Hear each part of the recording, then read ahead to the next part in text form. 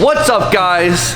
That's a good intro, right? Fucking so enthusiastic. You gotta start strong. Alright guys, it's super late. Today was a complete train wreck. I tried really, really hard for a whole video idea, it didn't work out, and now we're here.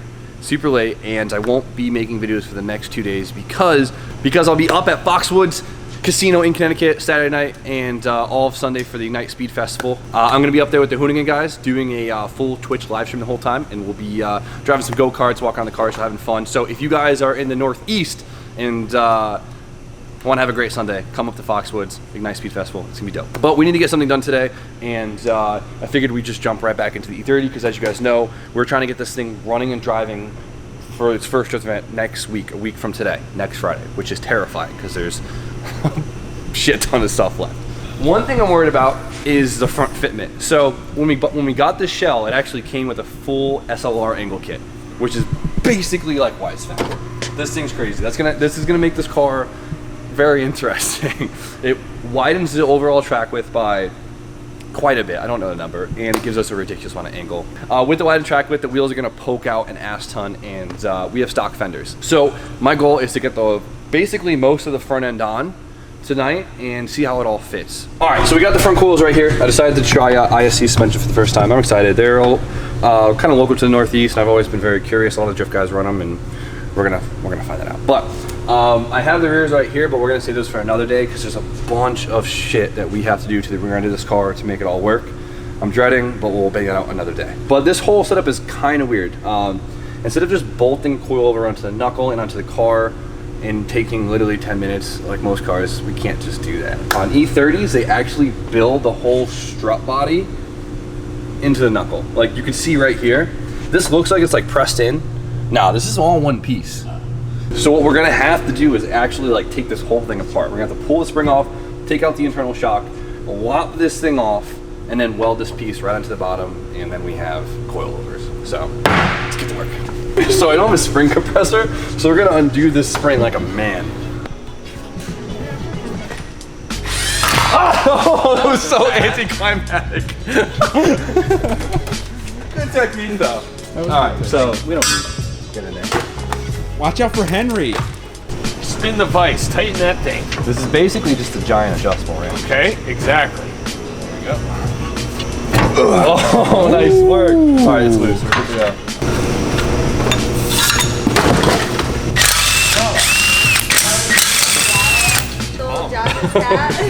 That can stay there. Yeah. Oh, the wheel bearing feels great. Oh, a subscriber? That's really good news. One thing I don't have to buy.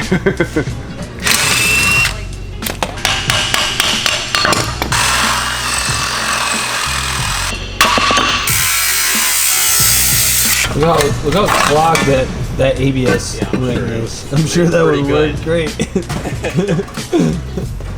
So these are fully stripped now, and it's time to cut them up. So if you look inside of here, there's like a, you probably can't see shit on the camera, but there's like a lip in it that's raised all around. And so I'm just gonna measure that lip, and we're gonna cut this piece to the same length. So,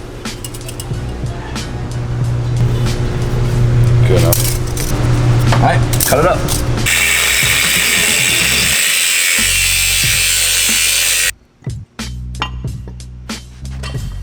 This is probably the classiest YouTube channel ever, you know, just making car parts on the side of a dumpster. A raccoon infested dumpster. What the?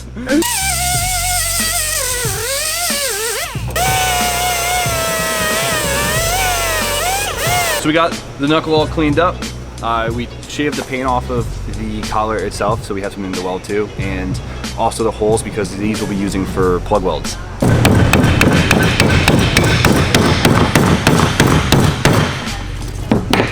Dude, this looks pretty cool. It does. It looks great. That looks really cool. So I'm gonna weld this on the floor because my bench is made of wood, so. That's good.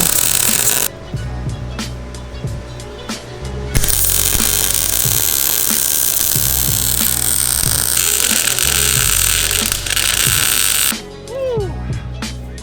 This thing straight melted together. Oh yeah. Nice beats, man. Stinks.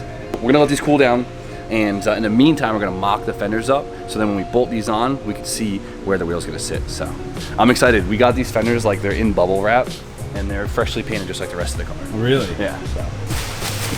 So. These are so nice. Dude. Already rolled. Very spoiled with this car. Like a god dang glove, dude.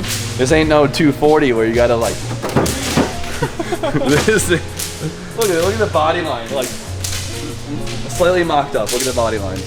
You know how many? You know how many times I have to bend and pry my 240 fenders to look somewhat like that. Dude, the car, like just seeing the fender on the car makes it look. Oh, dude, this car is way too clean. And you guys are gonna beat the shit out of it. Oh, dude, look how nice this car is. Because I haven't washed it. I'm not gonna wash it until it's finished, but like the fender's technically washed, and god damn. Yeah, I mean. RJ, come on, you're messing up the audio here. Look at this guy, so disrespectful. Gave him a quick paint job, and honestly, dude, I'm so happy how these came out. Like, the collars sat so nice and snug on the knuckle that it was, you know, effortless. So now I'm gonna put a little anti-seize on these boys because the Northeast gets a little crusty around here. So. Just get this.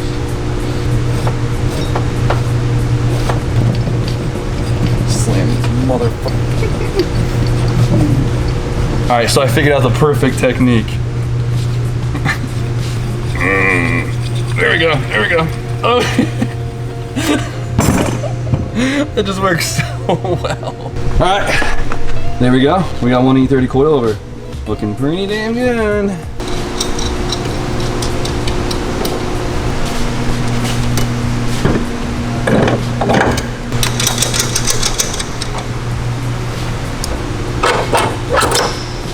That makes more sense.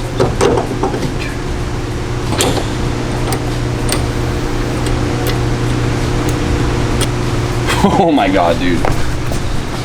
Yeah. Dude, I'd have. Get an idea of where that sits. Hold on, where is my. So we'll say 8-inch wheel. Oh, okay, that's not that bad. A 16x9 with like a plus 20, which is pretty common, would probably fit right here. Where my finger is. That's where the lip would be. So that's not too crazy. No, it's not that aggressive. All right, so we have like 3 options here, right? So we could go with a fender flare. That's cool. E30s pull them off for some reason. I am not a fender flare kind of guy, but for some reason, E30s, they don't look corny. A lot of cars just look dumb corny with them, or an over fender or whatever. We could go with like a Turk fitment, which is like, you know, raise up the car a little bit, have it stick out, have it look like a English Bulldog or something. I mean, it's a drift car, so it kind of pulls it off. It would look cool. I'm not against it. Or what we could do is we can convert back to OEM style angle, where we get like an OEM lower control arm, which then pulls in the track width and then makes it easier to fit. And we can get like a different style angle kit, which might be kind of cool because it would kind of keep the OEM style, street style in the car. But honestly, this this angle kit just looks way too fun. Like, it's so overkill that it just seems like we'll be able to drive the balls off this car, and it just sounds so fun. So, Mike, what do you think? I think it's gonna be great. I think you should show them the full lot. Show them how crazy this thing is. Dude, I'm feeling the Turk fitment for it. I honestly think that's gonna be the best option. All right, ready? All right, check this out. Oh my god! Look at that. Isn't that crazy? That's absurd. This shit's like Wyatt's Fab, dog. Yee. So let me know what you guys think. Comment below if we should do fender flare over fender, Turk fitment, or OEM style fitment. So we got a couple days to figure it out. You know I had to do it. I had to do it. Look at this thing. Dirty ass splits. Yo, why do these make everything look so good? Do they make six? No, imagine if they made 16-inch blitz. That'd be so cool. The 17s look huge on here. So we got the front end together. I'm really happy on how the coils came out. This all came together so well with the lowers, everything, the fender, and it just looks so good. I mean, it's starting to make the car actually look like a car. So I'm getting like even more motivated. I'm really excited. And honestly, though we do have a lot of poke, it's not honestly as bad as I thought it was gonna be. I was expecting a little bit worse, which is That's good news. Unfortunately, I didn't have a wheel to test fit because you can't run anything smaller than 16s, and all I have is 15s. So I'll find something this week and we'll get out on the ground with some freshies. But for now, like I said, I won't be here for this weekend, but if you guys are in the area, make sure to stop by Sunday at Foxwoods. And if you see me, come say hi. A lot of you guys will DM me afterwards, like, I was too scared to come say hi to you. Come say hi. I love it. It's sick. It's awesome meeting you guys, and I really enjoy it. So don't be shy. Come say hi. So, Monday is gonna be a very exciting day because Monday, this thing hopefully should run. I hate like promising things to you guys, but Monday my cam sensor comes in, the jumper harness, and the ECU is already here, which means if I did everything correctly, put fluids in it, and it should run. Fingers crossed, and things are looking good. So with that, I think we're gonna end it. So huge shout out to my boy Mike for hanging out and filming with me today. Always a huge help. Thank you. No problem. Anytime. So yeah, you guys know the deal. Like, comment, subscribe. Stay tuned for more content. Have a good night, guys.